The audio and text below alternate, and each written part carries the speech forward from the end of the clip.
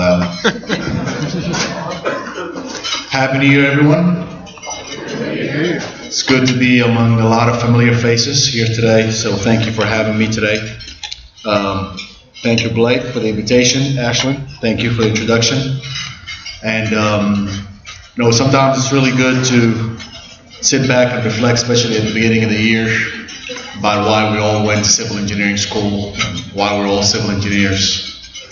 We get kind of into the grind of our day-to-day activities and making money and advancing our careers and providing for our families.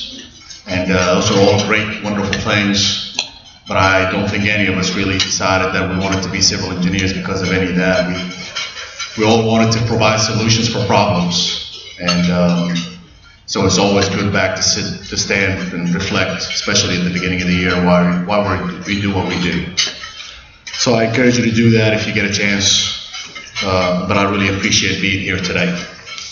I'm going to talk about our Unified Transportation Plan. For those of you who deal with TxDOT, most of you know what that is. That's our 10-year plan. TxDOT has a long-range transportation plan. It's a 25-year plan. And we also have the 10-year plan, and we also have our 4-year step.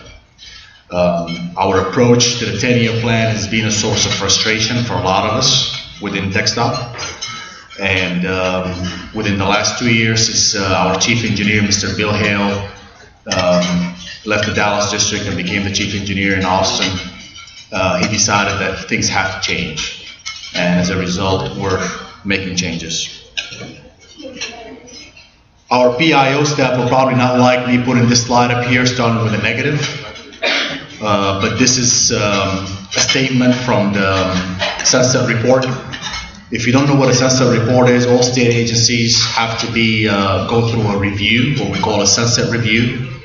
And what the Sunset Review pretty much dictates is this agency valid? Does this agency need to continue? Does this agency have issues? Since I've been with TxDOT since 1997, I can't believe it's been 20 years, but it is. We've never had a recommendation for a 12-year term, which is the maximum you can have. So these are great times to be a TxDOT employee. So if we do, in the legislative session, if we do get approved for 12 years, that means by the time I retire, I would not go through another Sunset Review. So that's awesome. But what the statement here said is that TxDOT project development process is not ready to handle all this additional funding that we're getting from Prop 1 and Prop 7. So there's good news and there's bad news. There's bad news is because we were called out. The good news is we called ourselves out about 2 years ago when Mr. Hale became the chief engineer. And we said, this is not sustainable, we gotta change. We started with our UTP, but there's a lot of things that go into making our UTP what it is today. Over the last 2 years, we've had a lot of changes at TxDOT that will impact the UTP. We're changing our business processes. We're changing we're modernizing our portfolio, which we call our MPPM. And also House Bill 20 was passed in the last legislative session that dictate how we're going to do business moving forward. House Bill 20 requires that we do performance metrics to evaluate our projects and which projects are chosen for funding and to advance forward. And it also requires us to sit back and reflect on, did we really deliver what we thought we were going to deliver? Not only is TxDOT required to do a 10-year plan, which we already do, but now the House Bill 20 also requires the NPOs to do their own 10-year plan on top of their master transportation plan or their mobility plan and their 4-year TIP. So I'll kind of bring all this together. This is we call this Mr. Hale's funnel. We call it Chief Willys funnel. But I really like this funnel because it kind of really describes the whole project development process. You know, if you look at the far left here, you'll see that we have our long-range transportation plan, and we're looking at filters. You know, you start with a long-range transportation plan. For example, for for our MPO, our Long Range Transportation Plan, or Mobility 2040 Plan, is over $100 billion. Not all of that is going to get funded, but those are fiscally constrained projects. Then you come into the 10-year plan, and you go to the 4-year plan, and then you go to letting, and then you go through construction. So to kind of help you understand the flow of projects. Every one of these pebbles that you see in here, whether they're green or yellow or purple, depending on the size of them, each one of these is an actual project that is going to go through this funnel, and depending on the funding, which ones are going to get through. And that's what this House Bill 20 is saying. Which one of these pebbles is going to go from the Long Range Transportation Plan to the 10-year plan? Which one is going to go from the 10-year plan to the 4-year plan? And which ones are really going to go for construction?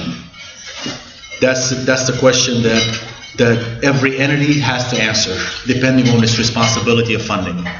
So in our MPO, the North Central Texas Council of Governments, they're responsible for Cat 2, Cat 5, and Cat 7, among other CATs, also Cat 9. And TxDOT is pretty much responsible for everything else. So every entity is responsible for picking those projects and having performance metrics for picking the projects that get through this funnel. So what was our UTP in the past?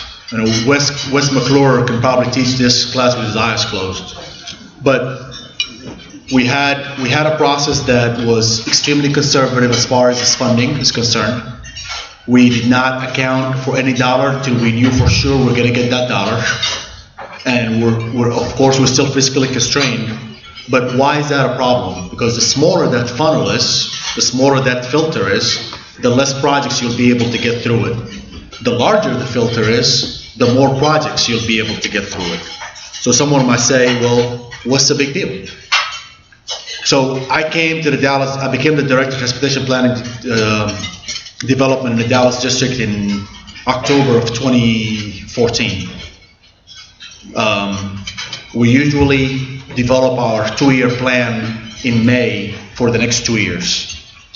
So that May, we said for FY15, we're going to develop $466 million worth of projects. That's what we're going to let. About 6 months later, by December, we decided that we're going to be able to develop actually more than $1 billion. And when the year actually ended, we actually delivered over $1 billion worth of projects. And that's all in design, bid, build. That's not considering alternative delivery type projects. That's not sustainable. You can't just come to me overnight. That's actually what happened. The commission in June of 2014 said, hey, Dallas District is $500 million, expand 35E, expand 45E, and get it done and get all those jobs lit before August of the next fiscal year. We got it done. You know, we got our schematics approved 2 weeks, actually before the plans were sent to Austin. A lot of you consultants here, a lot of TxDOT people in this room helped us deliver these projects.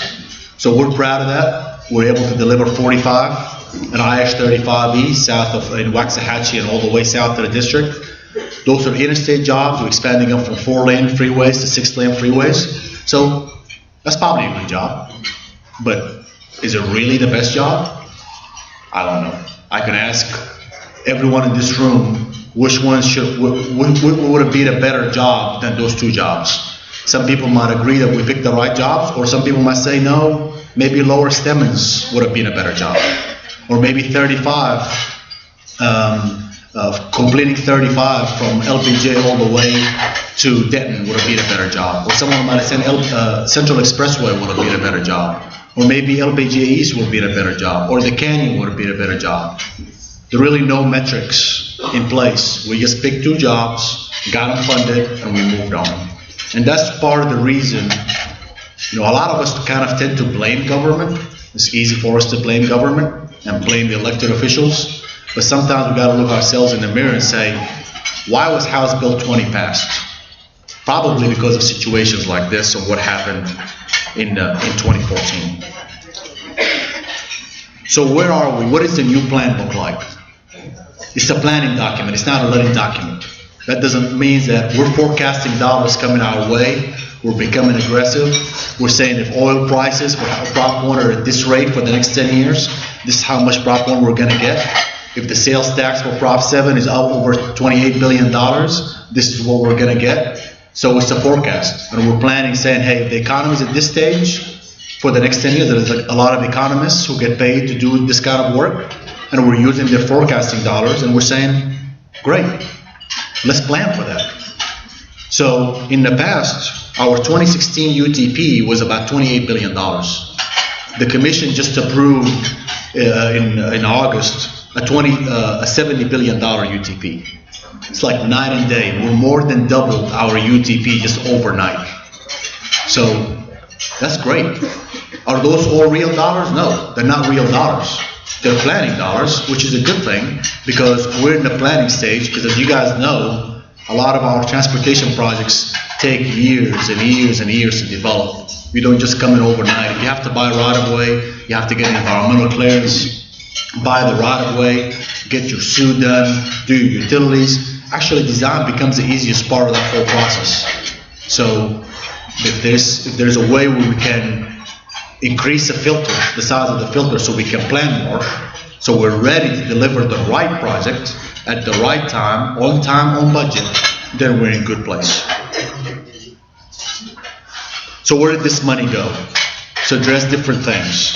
Safety, maintenance, in preserving our assets from our pavement to our roadways to our infrastructure, target congestion and mobility in the urban areas and the metro areas, enhance connectivity between our major cities, and then focus on different strategic initiatives per what the Transportation Commission decides. So how did we pick projects in the past? As, someone might be asking that. A lot of our projects were actually, believe it or not, were scored higher. If the project was ready, if the schematic was done, if environmental clearance was done, if the right-of-way is acquired, that job got a higher score, and that job got picked. If you already had a source of funding in place for it, that's even better. That job got a higher score. But still, go back to our main question. Is it the right project? Are we delivering the right project for our taxpayers? The new process, we're realigning with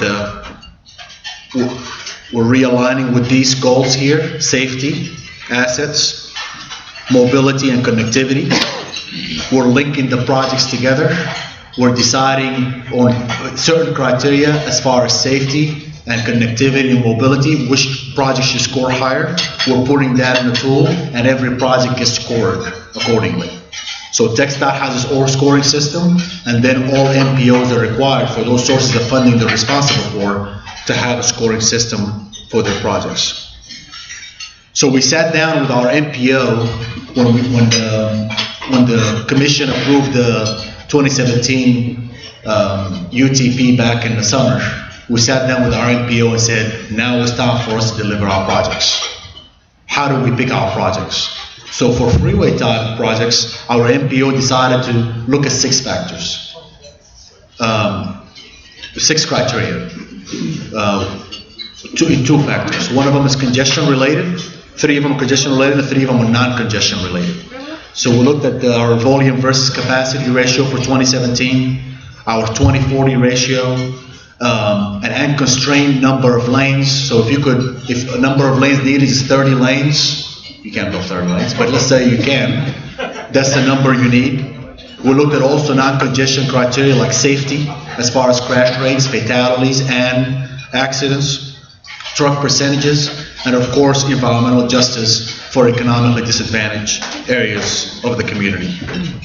So those are the factors we used to go ahead and score every one of our projects through that filter. Now the question is, what type of money can go on any type of project? Not all jobs are eligible for all sources of funding. As you guys know, you're familiar with our area, we have managed lanes, we have toll lanes, we have NTTO roads, we have CDAs, we have free roads. Well, no such thing as free road, but it's free to the taxpayer indirectly. But the sources of funding for Prop 1 and Prop 7 told us that the legislature told we cannot use those dollars on toll type projects. So we looked at our jobs and we looked at every one of them and we said, okay, this one we can use Cat 2. So you can see that your trump card here is Cat 2. So if you have a toll project that you want to expand, add a second phase like 35E from north of LBJ, like 183, if those jobs you want to add additional capacity on, you can use Prop 7 and Prop 1. But you can use Cat 2. So that's wonderful news. So let's be strategic on how we select projects and how we fund those particular projects. This table here kind of shows you where that delta came from. I initially said we had $26 billion. We ended up with $70 billion. So where did all this money come from? You can see that for safety and preserving our assets, that's $6.9 billion for the entire state, not just for the Dallas district. For mobility, it's $21.2 billion. For connectivity, it's 6.2, and for strategic priorities by the commission, it's about $4 billion.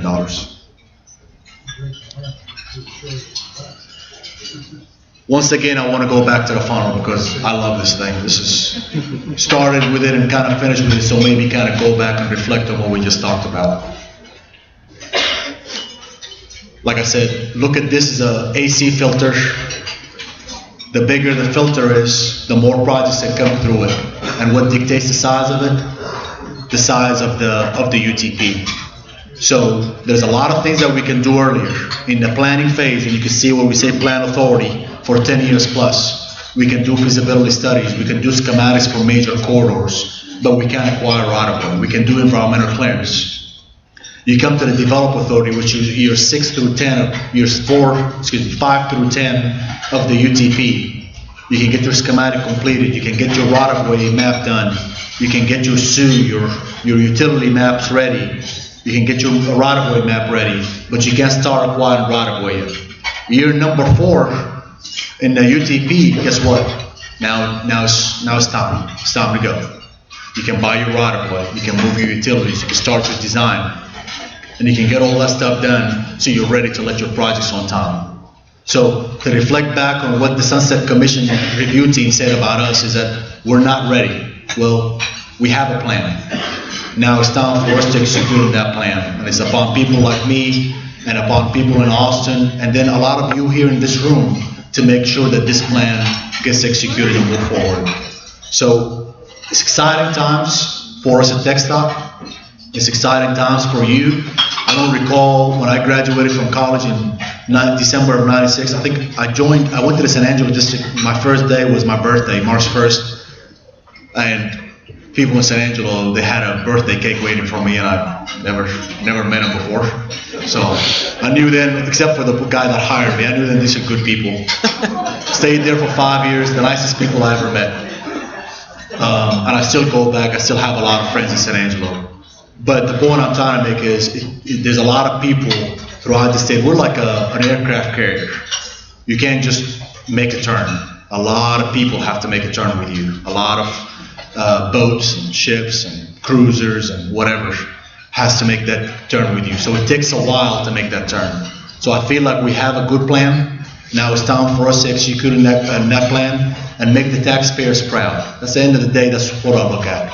Our job at the end of the day for you, for me, I work for the taxpayers of this great state, and our responsibility is to deliver for them because Prop 1 and Prop 7 passed by over 80%. I mean, you can't get a higher endorsement than that. I think it actually passed higher than some hunting proposition we got. So if that's pretty high for Texas. So I think that kind of wraps up my presentation. I think, Ashlyn, we wanted to open it for questions. Yes. Is there a place they can, well, you're on the screen? Yeah. All right. So we'll open it to questions. I'll go back to the funnel because I love the funnel. And Jim Reiser is asking for a question, but before Jim asks his question, anyone else? Go ahead, Jim. Well, my question is related to your funnel. With the local management projects that TxDOT funded that are now online, like Grapevine or mid-cities, does that money go back in your funnel or does that go to the general fund? So no, you're talking about the revenue coming from these jobs. That's a good question. So we have a memorandum of understanding with our MPO and different MPOs, because this area is not the only area with managed lanes and toll roads, is that if you have a TIFIA loan, the number one responsibility, TIFIA requires you to pay the TIFIA to maintain and operate that roadway, and then that additional delta remaining, if there is any remaining, it comes back to the region. And it comes back to the region for MPO to spend it, not for the state to spend it. Does that make sense? Good question. Yes, sir. A big pot of money tends to attract thieves and raiders, just like a pot of honey tends to attract grizzly bears. Is the highway department going to resist these calls that I read in the paper, this, that, and the other, for using transportation money for parks and recreation and environmental justice for disadvantaged people and keep it transportation, or not? Good question. And I'll be smart if I don't answer it directly. So you got to understand that sources of funding depend on what the category of funding is. For Cat 2, the federal government, the Cat 2 is the responsibility of the MPO. The federal government tells you have to use that money for mobility. Cat 5 is CMAQ, congestion mitigation, air quality, and a Cat 7 can be used for pretty much anything. So you have the flexibility. Our commission has decided that via Governor Abbott that congestion relief is #1 priority. Do things change? Yes, absolutely. Are we going to have resources like regional toll revenue that we have internally here in the MPO we're blessed with in the Dallas area, Dallas-Fort Worth area, that other regions of the state are not blessed with? Yes. Can that be used in different aspects? Yes, it can be. So it depends on where we are with our administration, our leadership, and the legislature. At the end of the day, they're the policymakers. TxDOT is not a policymaker. We do not create policy. The legislature and the governor create the policy. We're the ones that execute on that policy. So whatever policy it is, that's the policy that we're going to go ahead and move forward with. Thank you.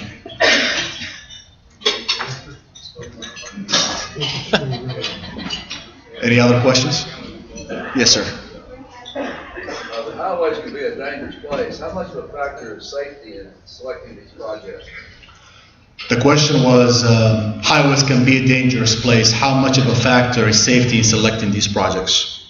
Huge.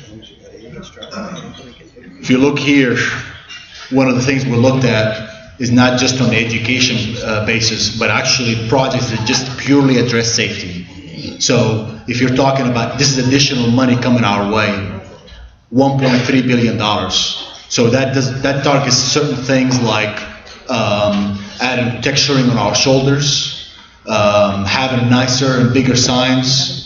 But you also got to understand that whenever you spend money on a mobility job, whenever you spend Cat 2 dollars or you spend money on bridges, you're by de facto addressing safety. When you have a mobility job and you're making your lanes what they are, adding capacity, having your shoulders what they are, having your bridges what they are, that's a mobility job. But actually, it's a safety job. It's also a maintenance job because you're taking old pavement and you're replacing it with new pavement. So $1.3 billion additional that you can see here, plus all the other indirect effects to safety by all this additional money coming to them. We have projects that are purely safety projects. We have what we call Category 8 funding that addresses safety. It addresses ITS in a way. It addresses improving signals. It addresses bike and pedestrian facilities to a certain degree. It also addresses grade separations. There's a lot of grade separations that we have that are safety driven because of accidents that we have. We're doing a project right now in Collin County 160 and State Highway 121. That's a project that had a lot of head-on collisions, and we got Cat 8 money to actually do a grade separation. Unfortunately, those types of projects are formula allocated. Formula by what? Guess what? Fatalities. The higher the fatalities on that intersection over the last few years, the higher that project scores, and the more likely it is going to get Cat 8 funding. So there's additional direct money towards safety, and there's also additional indirect money towards safety. Good questions. Any other questions?